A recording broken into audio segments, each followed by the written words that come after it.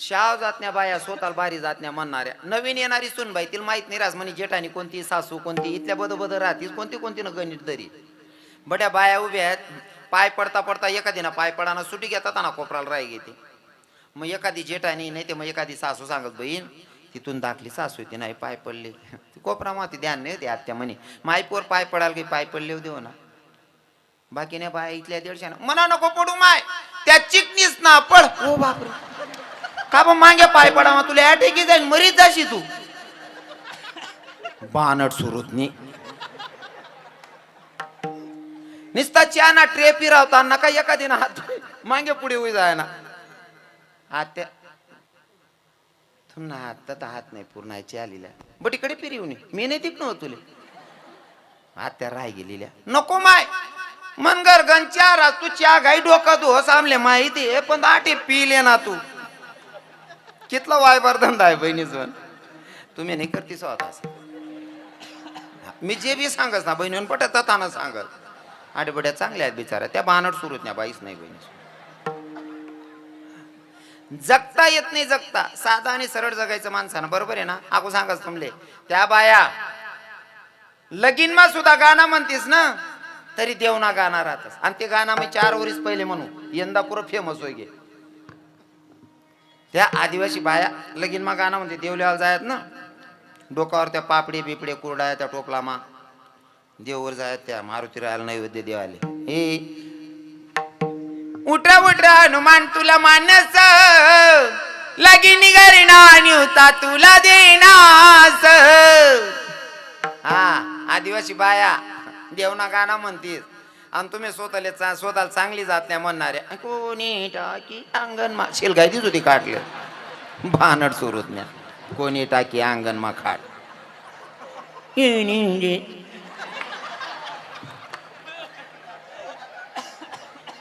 I म्हणा उद्धार आहे तुम्हाला. आकू बोलत्या बारीक म्हणा काय तुम्ही म्हणा नको माय मी नाही म्हणू अक्का काय देव न म्हणे कोणी जगी शिलगाई दिवस होती काटली यंदा कितला का दांगडू आहे ना म्हणा गाव परात ठरेल त्या खाटा शिलगाई निद्रा असो राव देवाने कितला का दांगडू आहे ना. विठ्ठल विठ्ठल विठ्ठल विठ्ठल विठ्ठल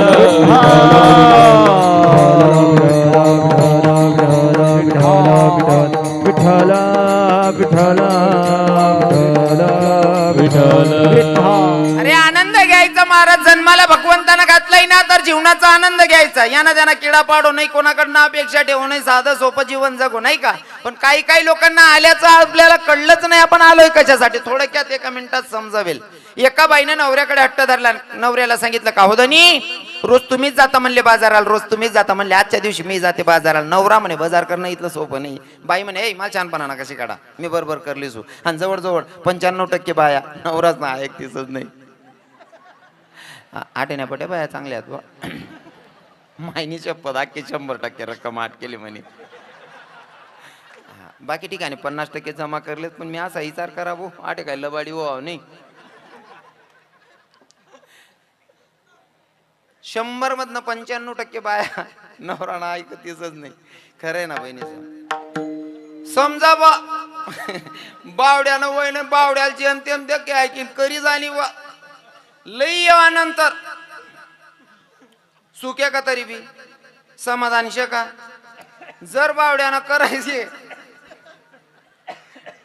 महाराज पोर बेटे नाही तर ताईन लई नो 7वं वरीस वय घ्या अजून मन बावड्याला काहीच नाही महाराज.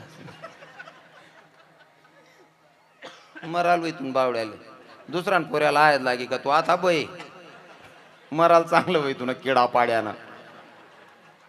हा अरे त्या आदिवासी लोकीच पैसे का महाराज आपल्याकडे शेत ना आदिवासी लोकी. हा 1 नंबर जात माल बोलता आवडतच. काही काही लोक जात ना गैरा गर्वरास दिनो बाबा भयान गर्वरास.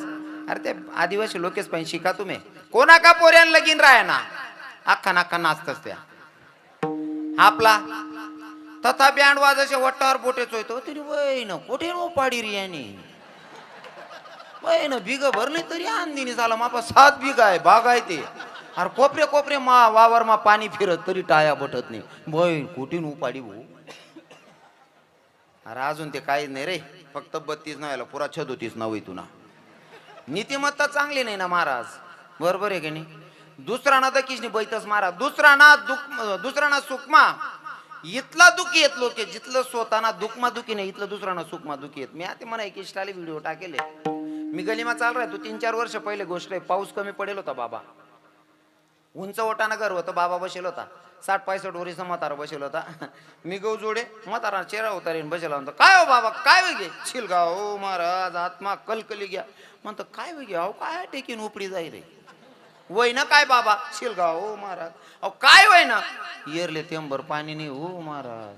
म्हणतो तुम्ही येरले तेंबर पाणी नाही त्यामा काय वय ना, अरे 50% लोकेच ना येरिसले पाणी नाही, पावसाळाच वय ना नाही ना हो बाबा. म्हणतं ते नाही हो महाराज, आपली येरले पाणी नाही त्यानं काहीच वाटत नाही म्हणे, पण बाजूवाला नाही आटी राहिनी नाही म्हणे साली होत तुम्ही बोल. कितला निजधंदा आहे मला सांगावं. हा इथला वडय साधा परिसर सोडते आटे बटा चांगला लोक येतात, हा किडा पाडणार कोणी नाही आता आडे.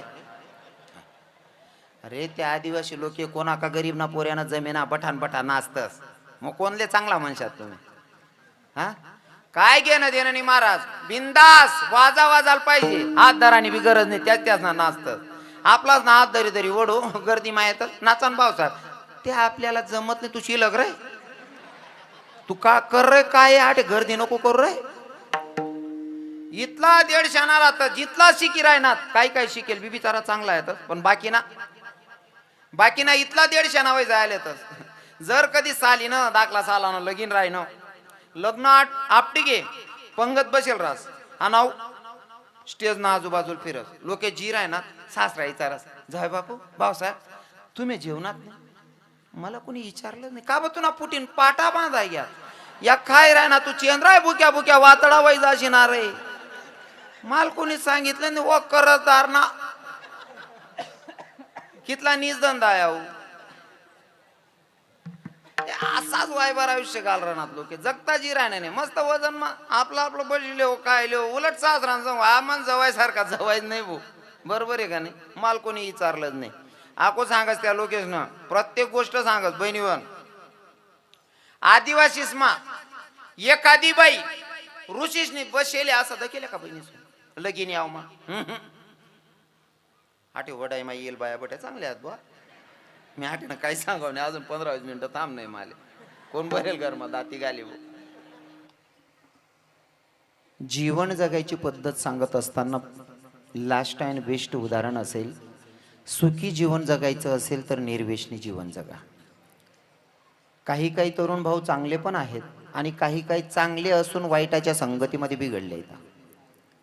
तर माझ्या तरुण भावांना माझ्या कीर्तनातून संदेश असेल की भैया, दारू गांजा मत पियो यारो अक्कल गुंग हो जाती, दारू गांजा मत पियो यारो अक्कल गुंग हो जाती, अपने पल्लों का दाम खर्च के मुंह में मक्खी आ जाती.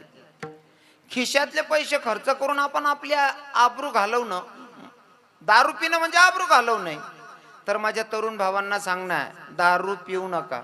आणि खास करून इथं बसलेल्यांपैकी तुम्ही काही माझे दुश्मन नाही, पण ज्या कामासाठी आलोय ते काम मला करायचंय म्हणून हक्काने तुम्हाला बोलेल. तुमचा लहान म्हणा की मोठा भाऊ समजून ऐका.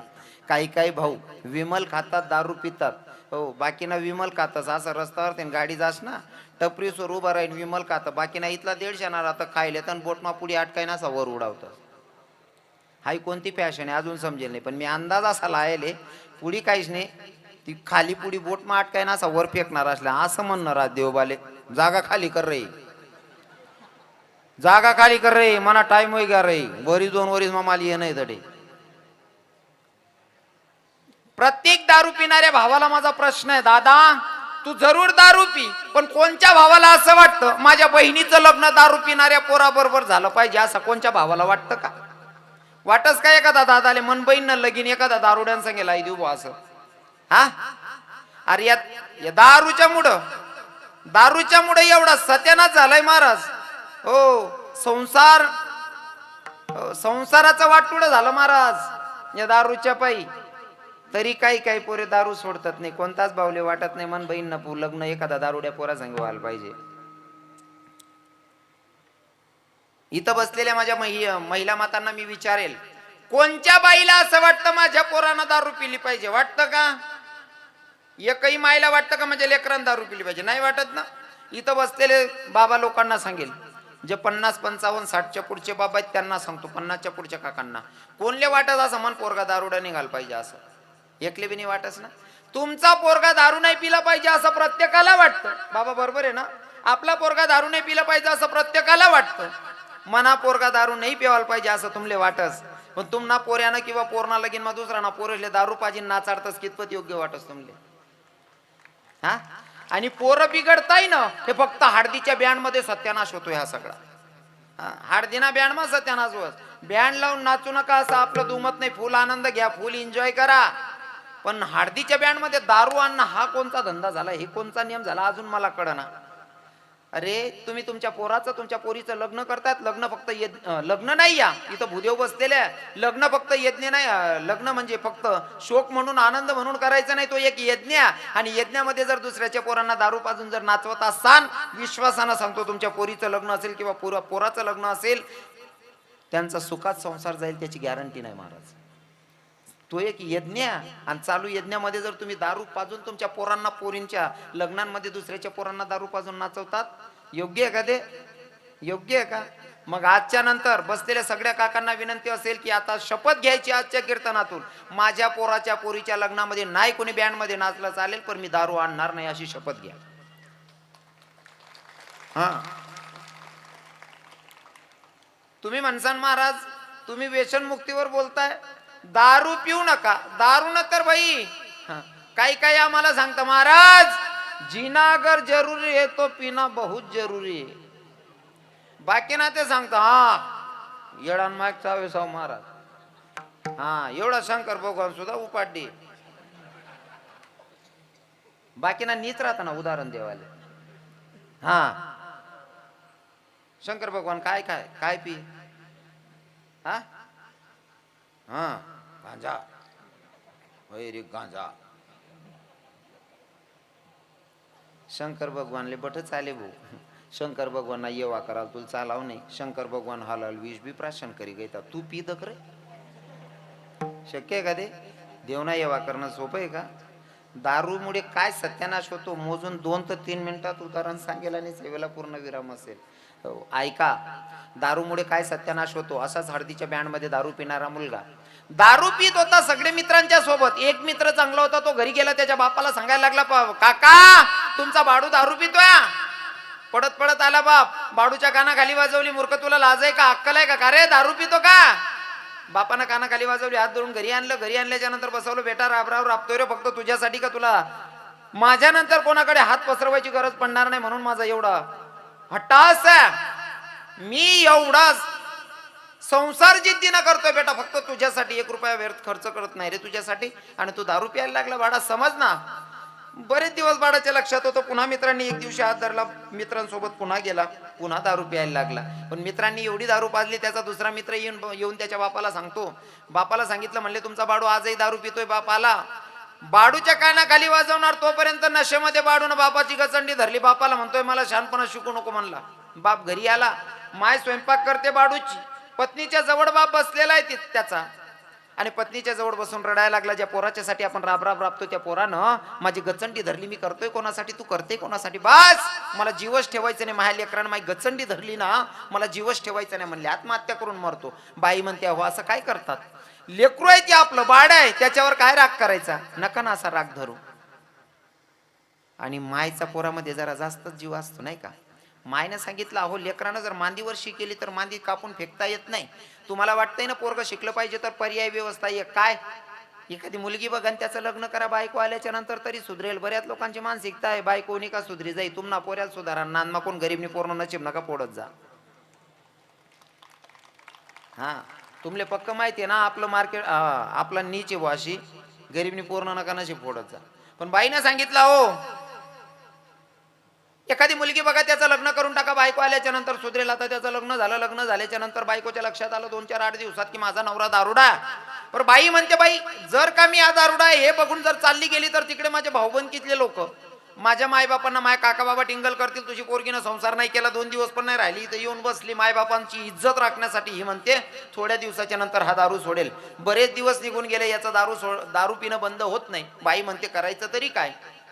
संसारात बाई अडकली, एक मुलगा झाला. मुलगा 2.5-3 वर्षाचा झाला, पुन्हा मुलगी झाली, 2 लेकरं झाली. मुलगा होता 10 वर्षाचा, मुलगी होती 7-8 वर्षाची. 7-8 वर्षाची मुलगी आहे, 10 वर्षाचा मुलगा. आणि हा दारुड्याचा दारू पिणं चालूच होतं. एक दिवशी बायकोच्याकडे आला, म्हणले "ए, मला दारू प्यायला 100 रुपये दे." म्हणले. बाई म्हणते, "अहो धनी ऐका ना, सोन्यासारखी 2 लेकरं आहेत." म्हणले, "सोन्यासारखी 2 लेकरं आहेत, या लेकरांचं शिक्षणाचं काय, यांचं लग्नाचं काय ते बघा ना, दारू मध्ये काय ठेवलंय." तो म्हणतोय, "मला शहाणपणा शिकू नको, मला दारू प्यायला 100 रुपये दे." म्हणला. बायकोला 100 रुपये मागत होता. बायको म्हणते, "आतापर्यंत तुमचा सगळा शोक पूर्ण झाला, आता तुम्हाला 1 रुपया भेटत नाही, कामाला जात नाही, धंद्याला जात नाही, मजुरीतल्या पैशातून दारू पिता, आता 1 रुपये तुम्हाला भेटणार नाही." महाराज, बायको रागवत होती, या नालायकाला काय वाटत नव्हतं, पण त्याला दारू प्यायला पैसे देत नाही असं त्याचा एक मित्र बघत होता. आणि काही काही ठिकाणी मित्र चांगले पण आहेत आणि काही काही ठिकाणी वायबार पण शेतच. एका मित्रानं बघितलं, त्यानं सांगितलं, "भाऊ इकडे ये रे." "का रे, तुझी बायको काय आरोड्या मारते तुझ्यासाठी?" "काय नाही," म्हणले, "ती मला दारू प्यायला 100 रुपये देत नाहीये." यानं सांगितलं, "अरे तुझी बायको दारू प्यायला 100 रुपये देत नाही, हे जर माझ्या बायकोनं बघितलं, ती पण मला देणार नाही. मग एक काम कर, दारू प्यायला 100 रुपये महाकडनं घेऊन जाय, पण तुझ्या बायकोनं तुला नंतर विरोध करायला नको म्हणून काय कर, 100 रुपयाची दारू पी, पण तुझ्या बायकोला भर चौकात आणून मार, तिचा अपमान कर, म्हणजे तिनं तुला दुसऱ्यांदा विरोध नाही केला पाहिजे." या नराधमानं त्या नालायकाला 100 रुपये दिले. त्यानं दारू पिऊन आल्याच्या नंतर बायकोची केस धरली, फरफडत भर चौकात आणलं. भर चौकात आणल्याच्या नंतर बायकोला मारायला लागला. बायको म्हणते, "अहो धनी, मी हिंदू धर्मात जन्माला आली, पती तो परमेश्वरा, तुम्ही माझ्यासाठी भगवंत आहात, 4 भिंतीच्या आडमध्ये मारून टाका, पण समाजाच्या समोर नका मारू, कारण समाज कोणत्या नजरेनं मला बघेल, समाज काय विचार करेल, या पोरीचा असा कोणता गुन्हा आहे की तिचा नवरा तिला भर चौकात मारतोय. धनी, मी तुमच्या पाया पडते, पण मला या चौकात नका हो मारू, कारण बाईची अब्रू म्हणजे काचेचं भांड आहे. धनी, लोक काय नजरेनं मला बघतील, काय विचार करतील, हिचा नवरा हिला चौकात मारतोय. धनी, मी तुमच्या पाया पडते, नका ना मारू." तरी हा धनारा दम तिला मारतच होता. बाई म्हणते, "धनी नका ना मारू," तरी हा मारत होता. 10 वर्षाचा मुलगा आणि 7-8 वर्षाची मुलगी, एकीकडनं पोरीनं पाय धरला, एकीकडनं पोरानं पाय धरला. दोघं लेकरं बापाला सांगत होते, "पप्पा, अहो नका ना मारू माझ्या माईला." येणारा धमाना दारूच्या नशेमध्ये दोघं लेकरांचे कपडे धरले आजूबाजूला आणि दोघं हाताने दोघं लेकरं धरून फेकले. पुन्हा लकडी घेतली, काठी घेतली आणि बायकोवर धावून गेला. पुन्हा बायकोला मारायला लागला. बाई म्हणते, "धनी, 4 भिंतीच्या आडमध्ये मारून टाका, पण समाजाच्या समोर नका मारू, समाज मला कोणत्या नजरेनं बघेल." तरी हा नाराधम ऐकत नाही. बाई म्हणते, "कोपऱ्यात मारलं असतं तर मी कुठंतरी सहन केलं असतं, पण भर चौकात मारतोय. अहो लोकांना माहीतच नाही मला कशासाठी मारलं जातंय, लोक काय विचार करतील." बाईची अब्रू म्हणजे काचेचं भांड आहे. धनी, लोक काय विचार करतील, या पोरीचा असा कोणता गुन्हा आहे का तिचा नवरा तिला भर चौकात मारतोय. बाई म्हणते, "या दारुड्याचा संसार करत्या, 2 लेकरांना जन्माला घातलं तरी सुधरत नाही, आता मला दारूच्या नशेत मारलं आणि ते पण भर चौकात मारलं, बास, याचा संसारच करायचा नाही." म्हणले. बाईनं शेतीचा मार्ग धरला, शेतीचा मार्ग धरला, शेतात गेली. कापसाला मारण्याचा तो फवारा येतो का, ते पॉइझनचा डब्बा, विष प्राशन करणार, विष पिऊन मरणारा, पर नजरेच्या समोर 2 चिमुकली लेकरं आली बाईच्या. बाई विचार करते, जर का मी आज विष प्राशन केलं, माझ्या लेकरांचं काय. आजच्या दिवस घरी जाते, माझ्या लेकरांना माझ्या हातून काहीतरी गोडधोड करून खाऊन घालते, नंतर काय करायचं ते करते. म्हणले. येणारा दमाना घरात काहीच राहू दिलेलं नाही. बाई दुकानदाराकडे गेली, दुकानदाराला सांगितलं, "दादा, माझ्या लेकरांना मला काहीतरी गोडधोड करून खाऊ घालायचे, थोडीशी डाळ दे ना आणि थोडासा गुळाचा खडा दे." म्हणले. पुरणाची पोळी करून माझ्या लेकरांना खाऊ घालायची. उधार वस्तू आणल्या. बाईनं पुरणाची पोळी बनवल्या. दोघं लेकरांना जवळ धरून बसली. पोरगाई बसलाय, पोरगी बसल्या. डोळ्यातून गडागडा अश्रू वाहत होते. बाईच्या अश्रूनं ओली चिंब झालेली पोळी त्या लेकरांना घास भरवते. बाई ढसाढसा रडते आणि पोरांना सांगते, "बेटा, उद्या जर या जगात मी नसेल ना लेका," त्या पोराला सांगत होती, "या जगात उद्या मी नसेल ना, ही तुझी लहान बहीण आहे, ही तुझी बहीण नाही, तुझी मुलगी असेल, हिला सांभाळून घेशील बेटा." त्या पोरीला सांगत होती, 7 वर्षाच्या पोरीला, "दीदी, उद्या जगात मी नसेल ना, हा जर काही बोलला ना तर याच्या बोलण्याचा राग नको धरशील ग, हा तुझा भाऊ ना, तुझ्यापेक्षा मोठा आहे, हा तुझा बापच असेल, याच्या बोलण्याचा राग नको धरशील." दोघं लेकरं माईला बोलायला लागले, "आई, तू अशी कधीच बोलत नव्हती, आज अचानक अशी काहून बोलायला लागली गे?" माय म्हणते, "राजा, माणसाचं आयुष्य म्हणजे पाण्याचा बुडबुडा रे, कधी फुटन काही सांगता येत नाही, म्हणून सावध करत्या. दोघं लेकरांना घास भरवत असताना तो दारुड्या नवरा पुन्हा दारू पिऊन आला. दारू पिऊन आल्याच्या नंतर बायकोला सांगतो, ए मला जेवायला वाढ म्हणले. बाईनं पुरणाची पोळीचा ताट घेतला, नवऱ्याच्या समोर ठेवला. त्या नालायकानं पुरणाची पोळी बघितली आणि ती पुरणाच्या पोळीचं ताट त्या बायकोच्या तोंडावर मारून फेकलं. तिला म्हणतो, का ग दारू पिल्याच्या नंतर काय खायला लागतं तुला माहिती नाही का? पुरणाची पोळी का बनवली? पुन्हा मारायला लागला. बाई म्हणते, बाई कुठंतरी मी स्वतःला सावरलं होतं, कुठंतरी समजावलं असतं, पण हा पुन्हा दारू पिऊन आला, पुन्हा मला मारतोय. बास, याचा संसारच करायचा नाही. नवऱ्याचं बेड बाहेर टाकलेलं, खटिया बाहेर टाकलेली, दोघं लेकरांना ओट्यावर धरून झोपलेली बाई. एकीकडनं मुलगा आहे, एकीकडनं मुलगी आहे. दोघं लेकरं आईच्या कुशीत झोपलेल्या आहे. मध्यन रात्र बाई उठली, अर्ध्या रात्री बाई उठली आणि घरामध्ये गेली. विष प्राशन केलं, ते पॉइझन पिऊन घेतलं, विष प्राशन केलं. सकाळी 7 वाजेला मुलगा उठला. मुलगा उठल्याच्या नंतर विचार करतोय, माय माझ्याजवळ झोपली होती, माय गेली कुठं? इकडे तिकडे शोधतोय, माय काय दिसत नाही. माय कुठं दिसत नाहीये म्हणून घरामध्ये डुंकून बघितलं तर आई भिंतीच्या आडमध्ये झोपलेली होती. त्या 10 वर्षाच्या पोराला काय जन्म आणि मरण यातलं अंतर कळत नव्हतं. ते मायच्या जवळ गेला, आईला उठवायला लागला. आई, ए आई, अगं उठ ना, इथं का झोपली? आई तू तर आमच्या जवळ झोपली होती, मग इथं काहून येऊन झोपली ग? ए आई, आमचं काय चुकलं का ग माय? ए आई, अगं उठ ना, आमचा काय गुन्हा झाला का? काय चुकलं का ग? काय आमच्यावर रुसली का ग? ए आई, अगं उठ ना. आई त्या लेकरांना उठवते. महाराज जोरात जोरात आईला आवाज देतो, आई, ए आई, अगं उठ ना. आई तू आमच्यावर रुसली का ग? बाई आमचा काय राग आलाय का? त्या लेकराला माहीतच नाही मेली का जिवंत आहे म्हणून. ते 9-10 वर्षाचं पोरग माईला उठवतंय. त्याचा रडण्याचा आवाज त्याच्या 7-8 वर्षाच्या बहिणीनं ऐकला. ती म्हणते, दादा का रे, काय झालं? काय नाही ग बाई, मी दीदी मी आईला 1 तासापासून उठवतोय, आई उठत नाही. दीदी कदाचित आई माझ्यावर रुसली असन, तू तरी उठव ना, तुझा आवाज ऐकून तरी माय उठेल. हे दीदी तू आवाज दे ना माईला. ती 8 वर्षाची पोरगी माईला आवाज देत होती, आई अगं दादा तुला 1 तासापासून उठवतोय, तुला दया नाही का ग येते? आई अगं उठ ना. आई आमचं काय चुकलं का ग बाई? आई तू आमच्या जवळ झोपली होती, इथं येऊन झोपली, आमचं काय चुकलं का ग? माय उठ ना. दोघं लेकरं माईला उठवतात. त्या लेकरांना कळतच नाही माई जिवंत की मेली म्हणून. दोघं लेकरं रडत होते, आईला उठवत होते, आई उठ ना, आई उठ ना. गल्लीतल्या बायांनी ऐकलं, सगळ्या बाया जमा झाल्या आणि त्या बाया त्या बाईला उठवायला लागल्या. अगं बाई उठ ना, तुझे लहान लहान लेकरं रडताय, तुला दया नाही काय येत? एक म्हातारी बाई जवळ आली, त्या बायांना रागवायला लागल्या. अगं पोरी हो, तिच्यावर रागवताय, पण ती जिवंत आहे की मेली ते तर बघा. ती म्हातारी जवळ आली, तिने हाताची नाडी बघितली, हाताची नाडी बघितली आणि हात सोडला. त्या रडणाऱ्या लेकरांना सांगितलं, पोरा हो, तुमच्या मायला उठवून काहीच उपयोग होणार नाही रे. का ग आजी काय झालं? लेकरा, हे पोरा, तुमची माय तुम्हाला कायमची सोडून गेली रे पिलू. ते लेकर रडत होते आणि त्या आजीला सांगत होते, आजी असं नको ग सांगू, आमची माय आम्हाला कायमची सोडून गेली. आई कोणाच्या भरोशावर आणि कोणाच्या विश्वासावर आम्हाला सोडले गे?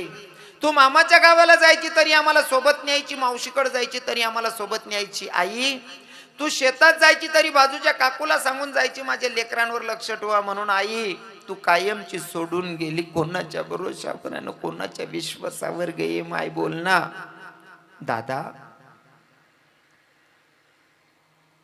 काही काही लेकरांना मायबाप हायाता, त्यांचं महत्व कळत नाही. ज्यांचे नाही येत ना त्यांना विचारा, मायबाप गेल्याच्या नंतर काय दुःख वाटतं जीवनामध्ये. कसं आहे ना, आमचे महाराज मंडळी नेहमी सांगतात, ज्याला हात नाही त्याला विचारा हाताची किंमत काय असते, ज्याला पाय नाही त्याला विचारा पायाची किंमत काय असते, ज्याला डोळे नाही त्याला विचारा डोळ्याची किंमत काय असते.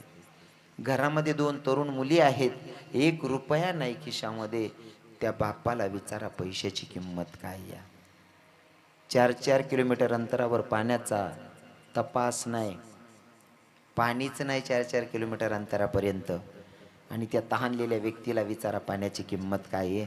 तसं मायच नाही, त्या लेकराला विचारा मायची किंमत. ज्यांना आहे त्यांना कळत नाही, ज्यांना नाही त्यांना विचारा. हो, बऱ्याच लोकांना ऐकायला जरा जड जातं. आणि सत्य त्या लोक पचवत नाही महाराज. सत्य त्या लोकांना पचत नाही रे. ज्यांची माय नाही त्यांना विचारा. जोपर्यंत मायबाप आहे ना तोपर्यंत जीवन आहे. मायबाप गेल्याच्या नंतर असं वाटतं ना, जणू काय आपला सुखाचा समुद्र आटल्यावाने वाटतं महाराज. ज्याची माय गेली त्याला विचारा माय गेल्याचं दुःख काय असतं. हां, जो रविकिरण महाराज तुम्हाला 2 तास हसवतो ना, त्या रविकिरण महाराजांकडे या, रविकिरण महाराजांनाच विचारा, महाराज तुमची माय तुम्हाला सोडून भगवंताकडे निघून गेली, तुम्हाला काय वाटतं? माझं तरी एकच वाक्य असेल, दादा माय गेल्याच्या नंतर असं वाटतं जणू काय माझा सुखाचा समुद्र आटल्यावानेच वाटते. ते पोरं रडत होते महाराज. आई मामाकडे जायची तरी आम्हाला सोबत न्यायची, मावशीकडे जायची तरी सोबत न्यायची, शेतात जायची तरी बाजूच्या काकूला सांगून जायची, आणि तू कायमची सोडून गेली कोणाच्या भरोशावर, कोणाच्या विश्वासावर. हे आई अगं सांग ना. महाराज त्या लेकरांचा रडण्याचा आवाज, गल्लीतल्या लोकांचा आवाज ऐकला. तो दारुड्या नवरा अंगणामध्ये झोपलेला, त्याच्याही लक्षात आलं माझ्यामुळं माय बायको मेली. आता त्यानं सुद्धा शेतीचा मार्ग धरला, अरण्यात, हो शेतीचा मार्ग धरला, विहिरीत उडी मारली, तोही मेला, पत्नी मेली आणि तोही मेला. हे कशामुळे घडलं हो दादा काका, कशामुळे घडलं हे? फक्त दारूमुळे. दारूमुळे किती सत्यानाश झाला. बायको मेली, स्वतःलाही आत्महत्या करावी लागली. अरे मरण म्हणजे प्रश्नाचं क्वेश्चनचं आन्सर नाही या. आत्महत्या म्हणजे काय या? तुम्हाला काय वाटतं? तुम्ही सुटका करून घेतली, पण तुम्ही ज्या लेकरांना जन्माला घातलं त्यांची काय परेशानी होत असेल कधी बघितलंय का फिरून? आत्महत्या करणं सोपं वाटतं, तुम्ही निघून गेलात पण तुमच्या लेकरांचे हाल करून गेलेत. दोघंही मेले पण लेकरांचे काय हाल झाले ऐका. बघा, जोपर्यंत मायबाप आहे तोपर्यंत सगळे संबंधित जवळच्या, पण जर मायबाप नसतील ना तर जवळचे सुद्धा कोणी जवळ करत नाही. हो, जोपर्यंत मायबाप तोपर्यंतच खरे, नाहीतर कोणी नाही कोणाचं. हो, आमचे संत शिकवतात, नाही कोणाचे कुणे तुझे नव्हे रे कुणी, अंतिम प्राण्या जाशील एकटा माझे माझे म्हणून, नाही का? हो, भूतलावर मायबापांपेक्षा निस्वार्थ प्रेम करणारा व्यक्ती कोणीच नसते, म्हणून मायबापांवर प्रेम करा.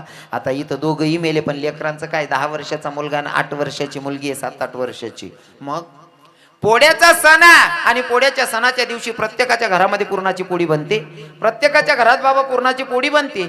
आता ही पोरगी ओट्यावर बसून भावाला सांगायला लागली, दादा अरे प्रत्येकाच्या घरात पुरणाची पोळी बनते, मला पुरणाची पोळी खावी वाटते रे राजा. तो भाऊनं काय केलं? पोळ्याचा सण आहे, एक बैलाची दोरी धरली, गल्लीत फिरणारा तो बैला, त्या बैलाची दोरी धरली आणि बैलाला खेचत होता, पण बैल मारका होता, त्या पोराला मारायला जात होता. बैल पोराला मारायला जात होता, पोरगा दोरी सोडायचा आणि पळून जायचा, पुन्हा पडत पडत जायचा, बैलाची दोरी धरायचा. आमचे बसलेले महाराज मंडळीत ना असे 60-70 वर्षाचे बाबा होते. त्यांनी सांगितलं, बाळा अरे तो बैल तुला शिंग मारेल आणि त्याचं शिंग तुला लागेल, सोड ना, कशाला दोरी धरतो त्या बैलाची. त्या पोराच्या डोळ्यात अश्रू होते महाराज. त्याचं वाक्य ऐकून दगडालाही पाजर फुटेल असं त्या लेकराचं वाक्य होतं. त्या बाबाला सांगितलं, बाबा हा बैल मला शिंग मारतोय, मला कळतोय बाबा, याचं शिंग मला लागेल, त्याची मला जखम होईल हे पण कळतंय बाबा. हा बैल मी हाऊस म्हणून धरलेला नाही याची दोरी. मग बाबा या बैलाची दोरी हाऊस म्हणून धरलेली नाही या बाबा. आज पोळ्यासारखा सण आहे, प्रत्येकाच्या घरामध्ये पुरणाची पोळी बनत्या, पण माझ्या घरामध्ये माझी मायच नाही पुरणाची पोळी बनवणारी, आणि माझ्या दिदीला पुरणाची पोळी खायची बाबा. हा मारका बैल एवढ्यासाठी घेऊन फिरतोय बाबा, कोण्या ताई माईला दया येईल ना, घासभर पुरी या नंदीला खाऊ घालेल आणि घासभर पुरी मला पण देईल, आणि तेवढी पुरी मी माझ्या दिदीला घेऊन जाईल, तेवढ्यासाठी हा मारका बैल घेऊन फिरतोय. दादा त्या लेकरांना विचारा, मायबाप गेल्याचं दुःख, आणि हे सगळं पोरांचं वाटुडं झालं समजायला हरकत नाही. हे सगळा सत्यानाश झाला, कशामुळे झाला? दारूमुळे.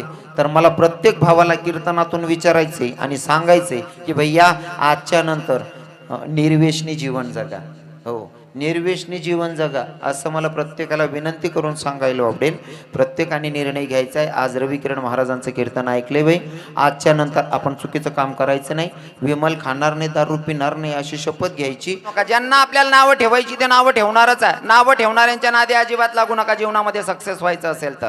कोणी निंदा कोणी वंदा, आमचा स्वहिताचा धंदा, कोई जोहिताचा धंदा, आमचा स्वहिताचा धंदा. कोणी निंदा कोणी वंदा, आमचा स्वहिताचा धंदा, आमचा स्वहिताचा धंदा.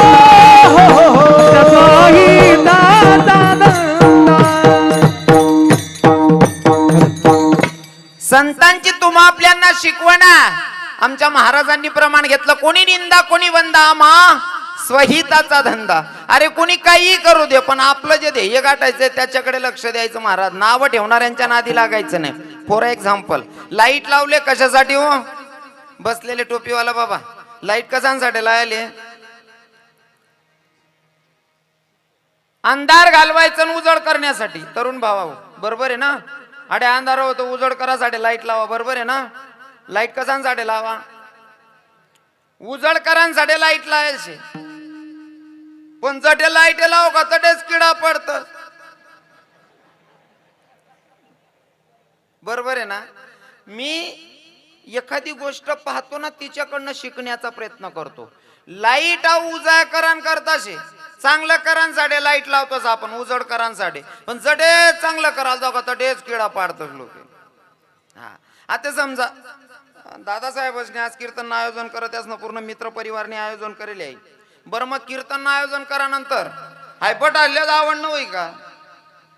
हा होते ना बाकी ना होती नि वय ना काय काय दांगडू घाला भाऊ होती ना, असा नीच बी होती ना. आठ ते बटा चांगला आहेत बा. मग गाव परत राहताना गटार शिवाय गाव नाही महाराज. विठ्ठल विठ्ठल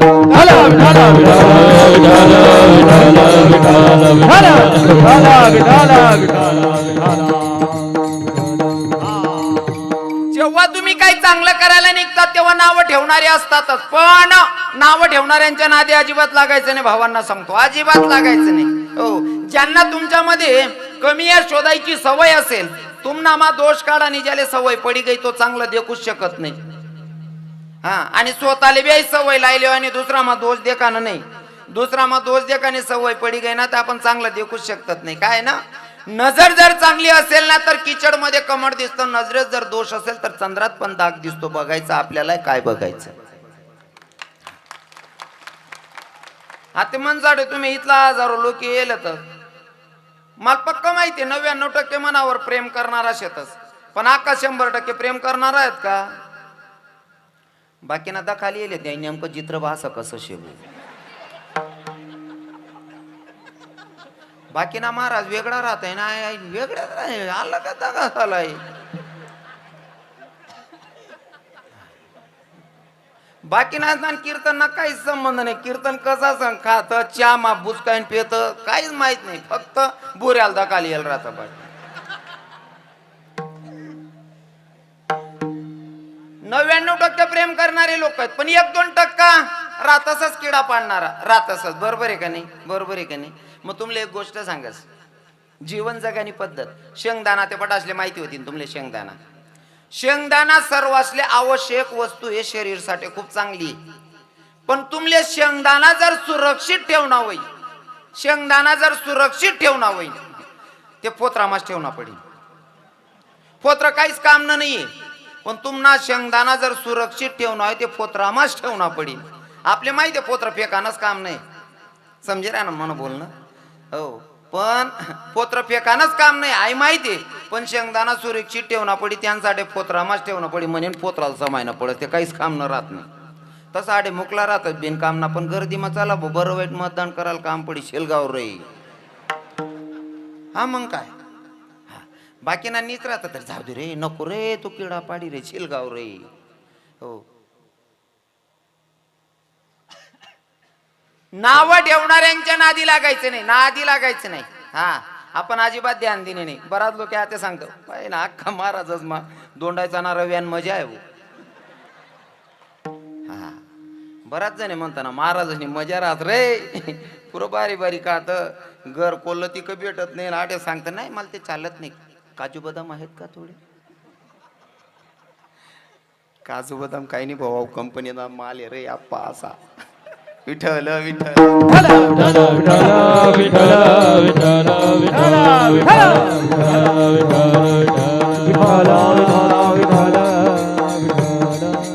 पहिले तर मी हा संदेश देतोय माझ्या तरुण भावांना की नावं ठेवणाऱ्यांच्या नादी लागायचं नाही. कारण माझ्या जीवनाची सुरुवात मी पहिले तुम्हाला सांगतो, मग कीर्तनाची सुरुवात करतो. काही लोक नावं ठेवतात, माले इथला लोकेशी नावे ठेवा तिथला किडा पाडात, पण मना नाव ना किडा पाडणारा जडणदडच येतच. थोडक्यात सांगू का, मी लहान होतो ना तर वय मला पक्क याद आहे 60 नि 65 रुपये तेल होतं खावान तेल. ओरिजिनल शेंग तेल मला 65 रुपये 60 रुपये चांगलं याद आहे. 60-65 रुपये किलो तेल माल चांगलं याद आहे. पण आता तेच तेल आता 150 रुपये किलो भेट राही ना. बरोबर आहे ना. साधी गोष्ट आहे. प्रत्येक ना अनुभव तेल ना भाव दाखलपणे आपले माहित होता आणि आपला मायबाप बाजार करलाय. पण बिस्किट ना पुडा ते माहित होईल ना. 5 रुपयाना बिस्किट ना पुडा माल चांगला याद आहे. आणि 5 रुपयाना बिस्किट ना पुडा कमीत कमी एवढा राय. पार्लेजी बिस्किट ना पुडा रुंदी नका दाखा, फक्त लांबींकडे दाखा. नाही तुम्ही म्हटले असा आणि इथला नाही रे भाऊ. हा पार्ले बिस्किट ना पुडा केवढा होता? 5 रुपयाना. आते तो 5 रुपयाना. पण तो पार्लेजी ना बिस्किट ना पुडा पहिले माली 8 की तो 2 रुपयाना होता. 2 रुपयाना पार्लेजी ना बिस्किट ना पुडा आते भेटस त्यापेक्षा मोठा होता तरी 2 रुपयामा भेटे. आते तोच पुडा 5 रुपयाना वय घ्या को त्या बी बाकीना बिस्किट कम करली ना कंपनीवाल्याने. त्यांनी उंची घटाडी टाकी. तेल ना भाव वाढी घ्या, बिस्किट ना भाव वाढी घ्या, प्रत्येक वस्तूना भाव वाढणार. पण दाखलपणे दुकानवर जाऊन आग पेटीना तोच भाव होता 1 रुपयाने ना ते बी 1 रुपयाने भेटत. शेलगावणार ना भाव नाही वाढत रे भाऊ. हा आपला भाव वाढवणार ना ते वस्तू चांगली बनानी. विठ्ठल विठ्ठल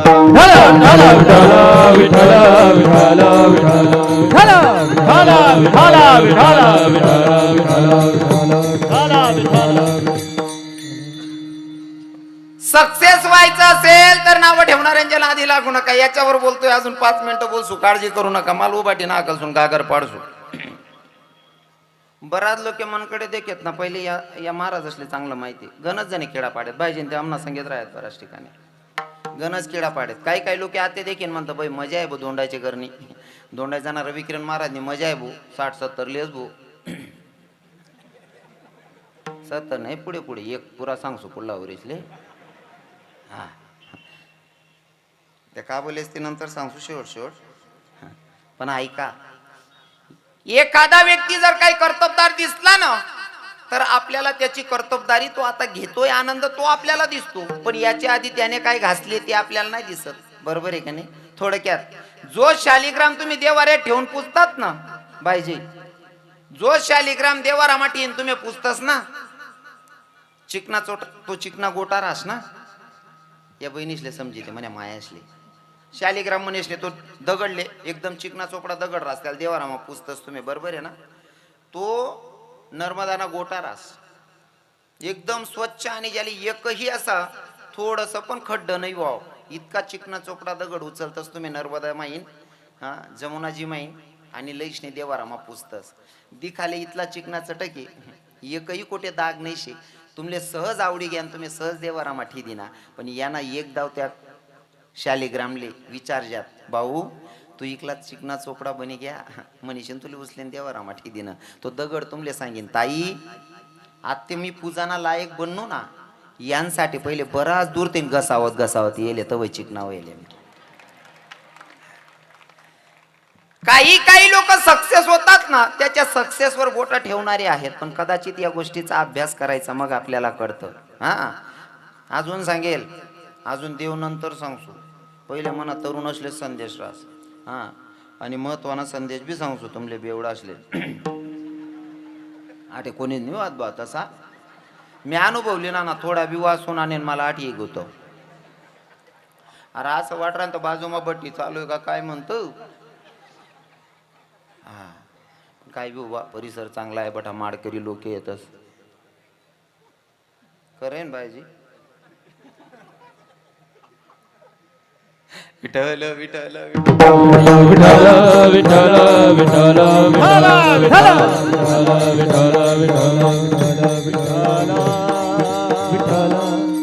सक्सेस व्हायचा मार्ग सांगतोय. लोक काय म्हणतात याच्यावर विचार करायचा नाही. अजून तिसरं उदाहरण सांगतो ऐका. तिसरं उदाहरण जर नवरदेव तुम्हाला सुरक्षित मंडपापर्यंत पोहोचवायचं असेल मंडपापर्यंत जर नवरदेव सुरक्षित पोहोचवायचा असेल तर पहिले ज्या घोडावर बसांना आहे नवरदेवले तो घोडाले पहिले झापड्या लायला पाहिजे. हा बिगर झापडीना जर घोडा राय ना टांगा पलटी घोडा परार. नवरदेव सुरक्षित पोहोचणार होई ते पहिले घोडाला झापड्या लावाने. जापड्या लायल राहण्यात म्हणजे नवरदेव सुरक्षित मंडप पर्यंत पोहोचस, तसं तरुण असले सांगणे. जर तुम्हाला सुद्धा सक्सेस पर्यंत पोहोचायचं असेल तर नालायक लोकांच्या बाजूनं झापडी लावा, नीच लोकांकडे बघू नका. सक्सेस झाल्याशिवाय राहत नाही माणूस. हा काय नाही हो, ज्यांना नावं ठेवायची, जन्माल घालणारा बापमा सुद्धा कमी या काढणारी अवलाद जन्माली जायले तुम्हाला मना काढाव नाही कसावरती. हा हा वासा तो तसा, तो तसा हा वासा. ज्यासले किडापाडान सवयासनेकडे ध्यान देऊ नका. मायच्यान सांगा सक्सेस वस माणूस, अजिबात ध्यान देवा नाही. हो, आणि लोकांकडे लक्ष द्यायचं नाही. हेच तर माझे तुकोबाराय सांगतात, अरे ज्या कामासाठी आपण आलोय ना त्या कामाचा आपल्याला विसर पडलाय, नको ते काम आपण करतोय. कोणाची निंदा करून आपल्याला काय भेटणार आहे? ज्याचं त्याचं प्रारब्ध, ज्याचं त्याचं जर पाप असेल तर भगवंत त्याला भोगायला लावणार आहे. त्याचं आपण का गप्पा मारत बसायच्या? हो, अरे ज्या कामासाठी आपण आलोय ते काम करा ना, नको ते काम कशाला करायची? मग आपण आलोय कशासाठी? साधकांचा तुकोबारायांना प्रश्न. तुकोबाराय इतर काम करायला तुम्ही नाही सांगतात, मग आम्ही करायचं काय? तुकोबाराय म्हणतात भगवंताशी नातं जोडायचं. तुकोबारायांना साधकांनी सांगितलं देवाशी नातं जोडायचे. मग आम्ही जे संसार करतोय हा चुकीचा आहे का? आम्ही करतोय ते चुकीचं आहे का? आमच्या संत सांगतात भैया ते ही चुकीचं नाही. या संसारी असावे असोनी नसावे. हा, संसारी असावे असोनी नसावे. संसार करायचा पण किती करायचा याला लिमिट आहे आणि प्रमाण आहे. किती केला पाहिजे संसार? संसार किती करायचा? आता माझ्या माया बहिणी बसलेल्या आहेत. तुम्ही शेतात जातात, माया शेतात जातात, शेतात वावरमा जातीस बहिणी सोन, वावरमा जावान टाइमले तुम्ही भाकरी बांधतीस, खावान करता, त्याला काय म्हणतात तुमच्याकडे? हा वा, न्यारीच म्हणतस ना?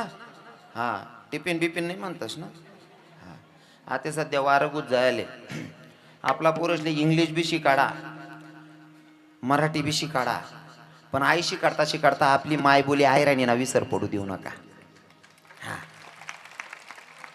आता काही लोक मग त्या वडाडीत जर कधी शादा मारावाल घ्यात किंवा दुसरा खेळावर ना कोटले नाव होते त्या कुठेतरी बाहेर सिटी माग्यात, ज्या मायबापासनं पूर्ण आयुष्य आयराणी मजा यायचे, खेडागाव मजा यायचे, या जरी पोरेले किंवा सुनबाईले भेटाल घ्यात, नात्रेसले भेटाल घ्यात ना, या मायबाप सांगतं, मायबापासले सांगतं, ए मम्मी हो आई मन पोऱ्यानं सांगे आयराणी नको बोलू बरं, तो आयराणी शिकी जाई, त्याला आम्ही मराठी शिकाड राहणार.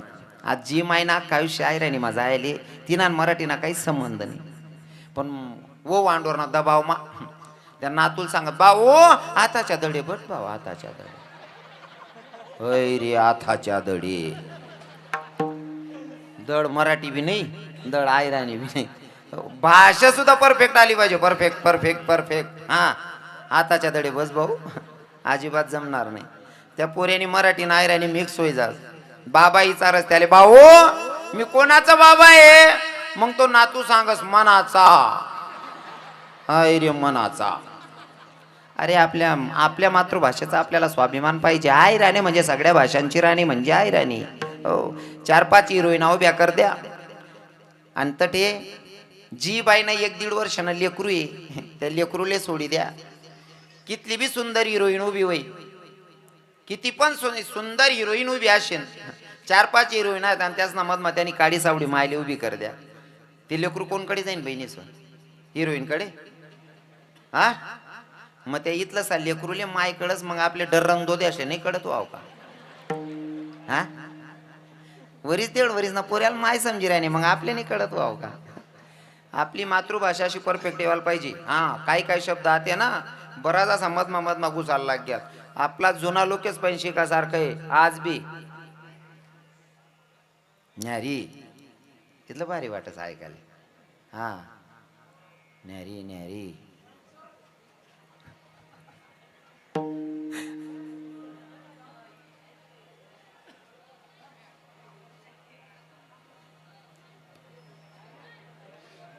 ओ बाल्कनी वाला सो, ओ भाऊ तुम्ही आ रहा ना, तुम्ही का शिट्ट्या मारशात रे? काय दांगडू शेव थोडीशी लाईन लागत तिथला मग किडा पाडान चालू. बोलू नका रे.